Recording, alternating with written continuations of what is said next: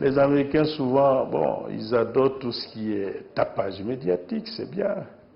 Ils ont réussi leur système, mais là, ils sont dans une bataille économique avec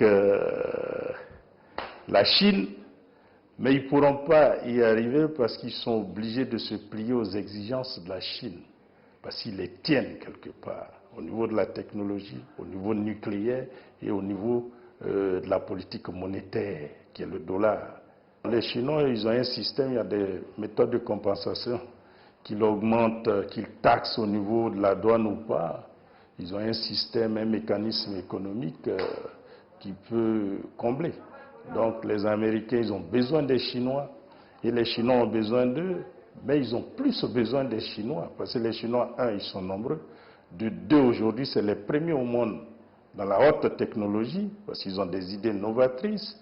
Et ils ont envahi le monde et ils payent le déficit américain quand le dollar baisse. C'est ce que les gens ignorent et c'est ce que Trump ne vous dit pas. C'est cela la réalité. Donc ils sont là. Ils ne veulent pas qu'il y ait une seconde guerre parce qu'aujourd'hui, eux, au niveau économique, ils veulent être les premiers au monde.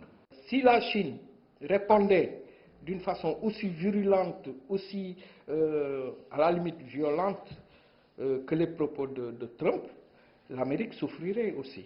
Parce que n'oublions jamais que quand même la Chine est l'un des pays qui sauve le trésor américain par les bons, les fameux crédits américains. La dette américaine est entre les mains de la Chine. Et ça, c'est très important. Pourtant, la Chine n'a jamais, elle n'a jamais mis en exergue, menacé de représailles en utilisant cette arme financière et commerciale.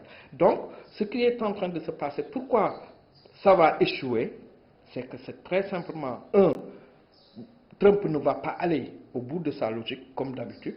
Il va revenir à des meilleurs sentiments, adoucir un peu la communication pour essayer de trouver une solution avec la Chine. Parce que tant que deux grosses économies comme ça sont en train de se tirer dessus, bien sûr, les investisseurs et les consommateurs vont commencer à prendre des dispositions. Donc, les investisseurs vont stopper les investissements. Et d'ailleurs, on le voit, les investissements aux États-Unis, des Américains en Chine ont baissé de plus d'1 milliard de dollars.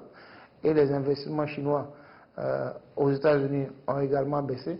Donc, la confiance effrite. Voilà. Donc, à partir du moment où la confiance effrite, la conséquence directe, c'est qu'il y a un manque d'investissement. S'il y a un manque d'investissement, tout le reste suit. Voilà, les entreprises vont commencer à produire moins, il y aura moins d'embauches, etc. Et puis bon, on peut tomber dans une récession. Donc, je pense que les enjeux sont tels que les positions